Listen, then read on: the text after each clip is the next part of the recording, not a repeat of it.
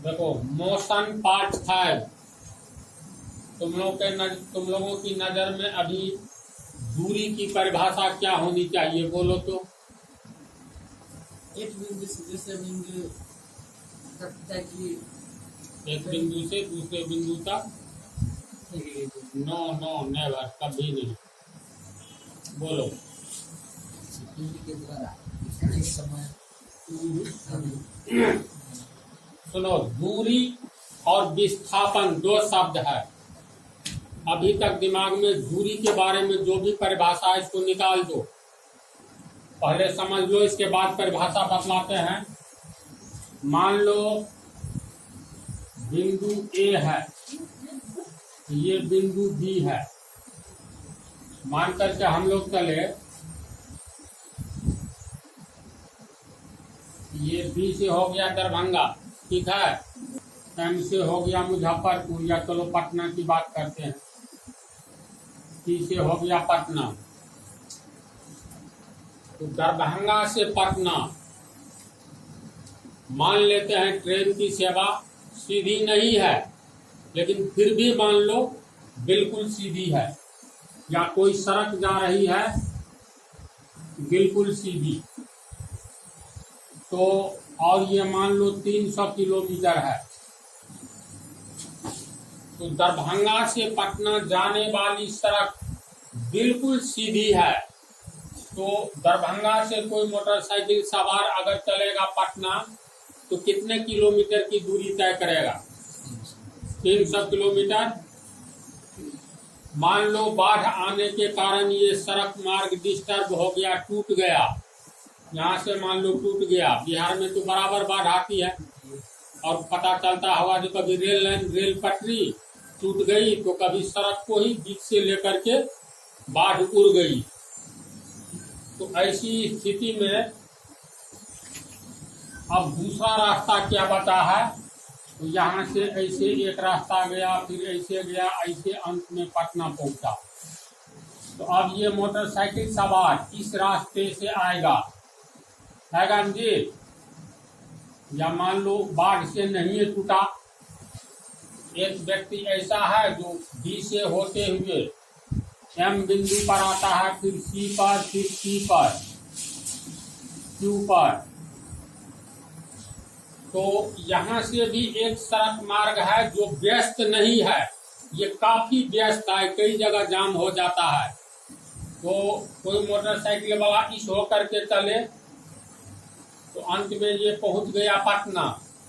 तो बोलो तो ये सीधी मार्ग से जाने पर 300 किलोमीटर की दूरी तय करती है, और इस मार्ग से जाने पर क्या ये भी 300 किलोमीटर होगा?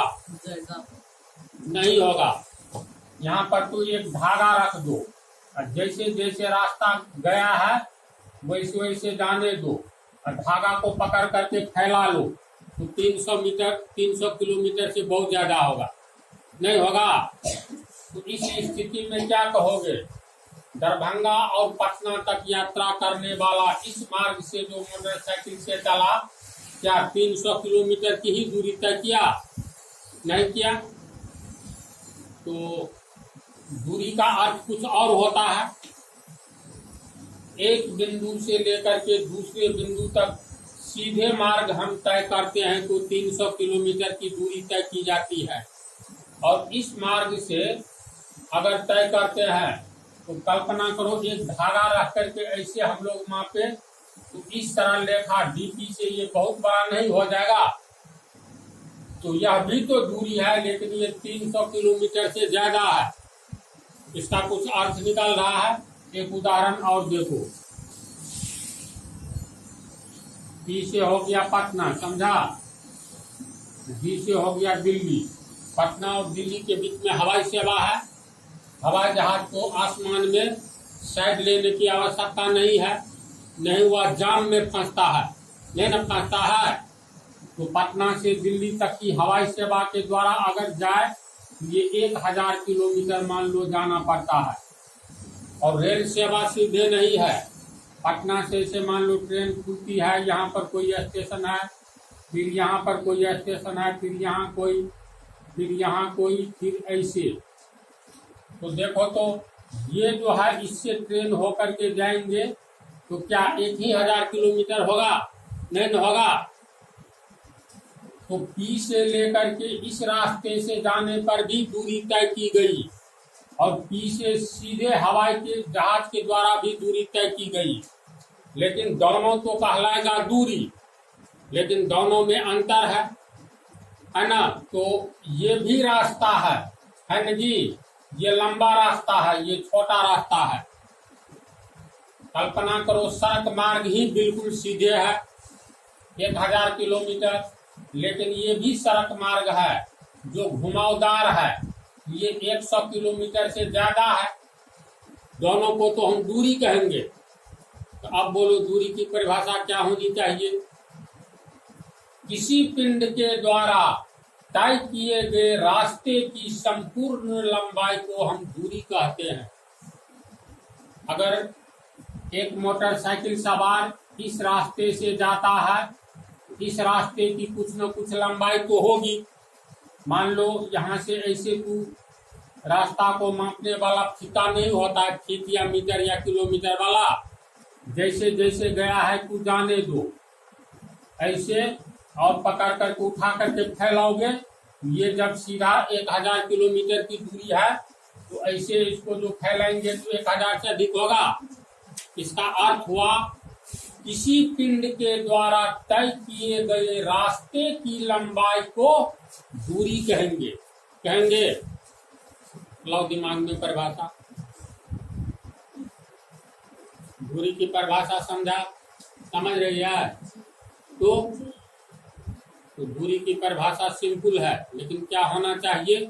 किसी पिंड के द्वारा तय किए गए रास्ते की लंबाई को हम लोग दूरी कहेंगे।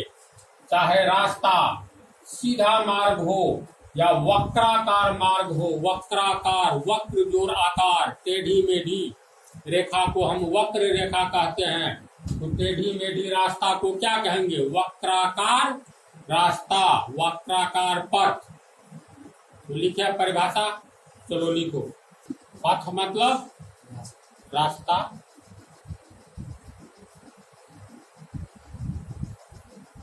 एक पॉइंट और दे दो। सी, मान लो ये एम है, CMD। स्थापन, देखो इसी का ज्यादा काम है। कार्य शक्ति एवं ऊर्जा जो चालू करेंगे तो कार्य का मतलब क्या होगा, तो इसमें इसका यूज किया जाएगा। विस्थापन का बहुत जगह यूज है इसका। किसी पिंड के द्वारा किसी निश्चित दिशा में तय की गई दूरी विस्थापन कहलाता है। यानी किसी पिंड के द्वारा किसी निश्चित दिशा में तय की गई दूरी विस्थापन कहलाएगा। जब ये दिशा निश्चित हो गया तो इसका अर्थ हुआ, मान लो बिंदु A से कोई पिंड यात्रा शुरू करता है तो और B तक दूरी तय करता है, तो ये दिशा निश्चित है A से B तक, कहीं पर दिशा नहीं न बदला जी। मान लो ये पूरब की ओर जा रहा है तो A से B तक एक ही दिशा में दूरी तय किया। इसीलिए निश्चित दिशा में तय की गई दूरी विस्थापन कहलाता है किसी पिंड के द्वारा। और सिर्फ दूरी में क्या था, दिशा का कोई महत्व नहीं है, लेकिन इसमें दिशा का महत्व है।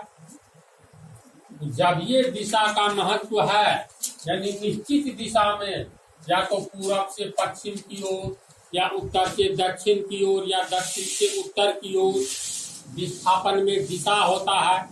किसी पिंड के द्वारा निश्चित दिशा में ये कोई न कोई दिशा है, तो मान लो ये लिख देते हैं उत्तर की ओर, ये उत्तर हो गया। A से B तक की दूरी उत्तर की ओर तय किया जाता है किसी पिंड के द्वारा।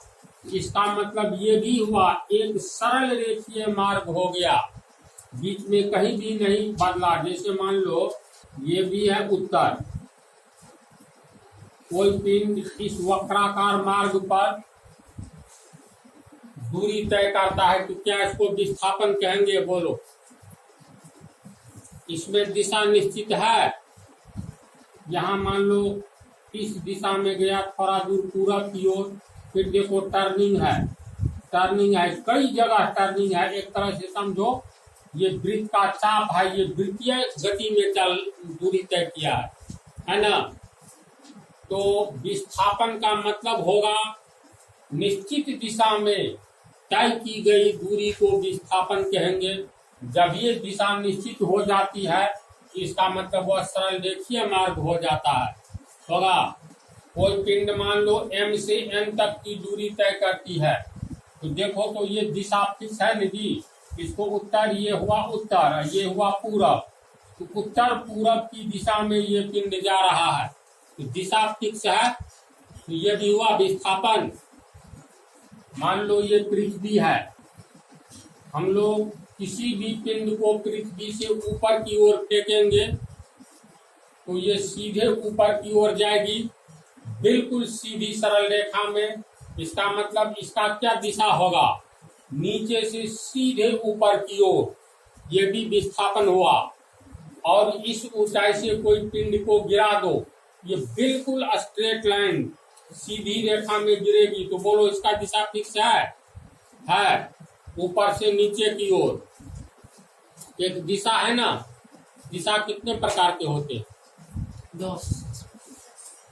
10 प्रकार के, पूरब, पश्चिम, उत्तर, दक्षिण, 4 तो ये हुआ। और पूरब और उत्तर के बीच के कोने को कहेंगे उत्तरी पूर्वी दिशा या पूर्वी उत्तरी।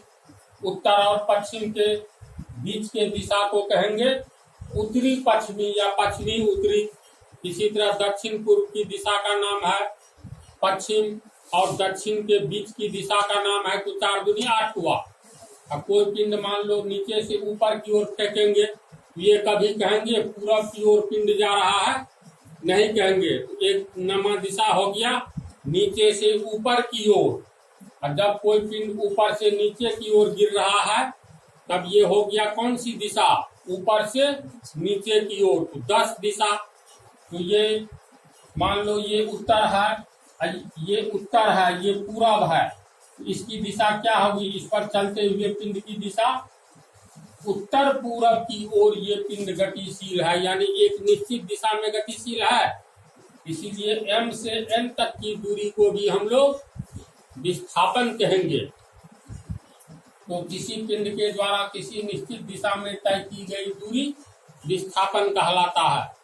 तो विस्थापन का सबसे अच्छा उदाहरण हवाई जहाज, हेलीकॉप्टर, कि वह दिशा नहीं बदलता है बहुत लंबी दूरी तक। और जहां पर मान लो टर्न लेना रहता है तो ऐसे गया, और फिर मुड़ा तो सीधे पूरब की ओर गया। और जहां पर नीचे आना रहता है हवाई अड्डा के पास, तो इसकी दिशा अलग हो जाती है। लेकिन एक ही दिशा में ये सैकड़ों किलोमीटर तक सीधे एक ही दिशा में जाती है। फिर प्राय देखोगे ट्रेन का ये पटरी जो बिछाया रहता है वक्राकार नहीं होता है, जहां पर दिशा मोड़ना रहता है वहीं पर ये वक्राकार थोड़ा दूर रहेगा, फिर स्ट्रेट सीधा मार्ग। तो जनरली ट्रेन के द्वारा तय की गई दूरी भी विस्थापन होता है।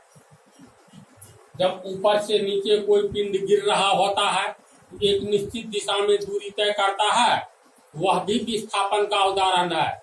नीचे से किसी पिंड को हम अगर ऊपर की ओर फेंकेंगे तो वे सीधे ऊपर की ओर जाएगा। कह सकते हो हवा के झोंके से इधर उधर नहीं होगा, इसको फिलहाल माइनस कर दो। तो नीचे से ऊपर की ओर जाता हुआ पिंड, ऊपर से नीचे की ओर जाता हुआ पिंड, इसके द्वारा तय की गई दूरी को विस्थापन कहेंगे, क्योंकि दिशा निश्चित होती है। तो विस्थापन समझा? इसमें क्या फिक्स है? दिशा। तो एक निश्चित दिशा में जब किसी पिंड के द्वारा कोई भी दूरी तय की जाएगी तो उस दूरी को विस्थापन कहेंगे। कंसेप्ट आया दिमाग में? तो ये जैसे में हो गया, ये चित्र उतार लो, तीर का निशान दिशा बतला रहा है, M से N तक गया, ये A से B तक गया। ये हो गया विस्थापन, कहेंगे विस्थापन। एक बार देख लो तब लिखना। विस्थापन में दिशा निश्चित होता है, तो ये तीर का निशान क्या बतला रहा है? पिंड ए से बी तक गया एक निश्चित दिशा में। विस्थापन में ए से यात्रा शुरू किया, बी तक गया, इसको समझो तब लिखना। ए से यात्रा शुरू करके बी तक गया, तो ए बी लिख देने से दिशा क्लियर नहीं है, ऊपर में ऐसे तीर का निशान दे देंगे, यानी ए से बी तक गया एक निश्चित दिशा में। विस्थापन में हमेशा ऊपर में तीर दिया जाएगा, जिस बिंदु से शुरू किया यात्रा जिस बिंदु पर समाप्त हुआ। यहाँ क्या होगा? विस्थापन, इसको लिखेंगे, तीर का निशान है दाईं ओर, यानी पिंड एम से लेकर के एक निश्चित दिशा में एन तक दूरी तय की, तो इसको लिखेंगे एम एन, ऊपर में ऐसे दे देना है। तो विस्थापन समझ गया, दूरी समझ गया। चलो इसको उतारो। देखो, क्या तय की गई दूरी विस्थापन के परिमाण से बड़ी हो सकती है? तो पहले उदाहरण ही देख लो। मान लो बिंदु ए से कोई पिंड एक सीधी सरल रेखा में यात्रा तय करता है। जब ये बोले सीधी सरल रेखा, तो सीधी सरल रेखा का अर्थ हो गया एक ही दिशा में, होगा ना? क्या समझ रहे हो? तो कोई पिंड सीधी सरल रेखा में ए से बी तक जाती है, ए से बी बिंदु तक, तो तय की गई दूरी, मान लो ये 5 किलोमीटर है, तो हम कहेंगे तय की गई दूरी बराबर 5 किलोमीटर, होगा ना? और विस्थापन की चर्चा करेंगे तो विस्थापन हो गया तय की गई दूरी बराबर ए बी, क्योंकि दूरी में दिशा फिक्स नहीं होता है, तो सिर्फ ए बी लिखेंगे, यानी ए से बी तक बराबर 5 किलोमीटर। और विस्थापन को लिखेंगे ए से बी तक निश्चित दिशा है, इसमें ये तीर का निशान दिशा बतलाता है। ए से एक निश्चित दिशा में बी तक गया, वह भी हो गया 5 किलोमीटर ही, समझा? अब मान लो पुनः वही पिंड जो ए से बी तक गया है, बी से ए तक आता है, समझा? तो ऐसी स्थिति में विस्थापन बी से ए तक आया, ए से बी तक गया, बी से ए तक फिर आ गया, इसको लिखेंगे बी ए, बी से ए तक, और तीर का निशान दिखाना है बी से ए तक, यानी इसका अर्थ हो गया बी से यात्रा चालू किया, तीर का निशान यहाँ समाप्त है, तो ए तक आया, वो कितना हो गया? -5 किलोमीटर होगा। ये इस बिंदु से, अब याद करो, इससे पहले वाला पार्ट में बतलाए थे निर्देश बिंदु। जिस बिंदु से यात्रा शुरू करता है, तो दाईं ओर की दूरी को हम लोग क्या कहते हैं? प्लस में, बाईं ओर की दूरी को माइनस में। यहाँ से यात्रा तो चालू किया, तो दाईं ओर बी तक गया, तो +5 किलोमीटर। अब फिर देखो बाईं ओर आ रहा है, ए तक आ गया, तो -5 किलोमीटर होगा। तो इसीलिए विस्थापन अंत में जहां से गया वहीं आ गया, तो विस्थापन बराबर हो गया 5 किलोमीटर गया। अब फिर जोड़ेंगे कितना, तो उसी विपरीत दिशा में आ गया, तो -5 किलोमीटर बराबर 5 किलोमीटर ±-5 किलोमीटर बराबर 0, यानी कहेंगे कुछ नहीं विस्थापन हुआ, समझा? इसकी चर्चा आगे में है अच्छा से। लेकिन दूरी कितना तय किया? 5 किलोमीटर, अब 5 किलोमीटर 10 किलोमीटर दूरी तय कर तय किया। तो क्या तय की गई दूरी विस्थापन के परिमाण से बड़ी हो सकती है? तो विस्थापन 0 है, दूरी टोटल तय कर लिया पिंड 10 किलोमीटर। चूंकि विस्थापन में दिशा होता है, जिस बिंदु से चलेगा तो दाईं ओर की दिशा को हम प्लस में मानेंगे, और फिर वहां से देखो बाईं ओर आने लगा तो दाईं ओर की दिशा को प्लस में, और बाईं ओर की दिशा को माइनस में। तो प्लस 5 किलोमीटर गया और फिर माइनस हो गया, यानी विपरीत दिशा में चल दिया 5 किलोमीटर।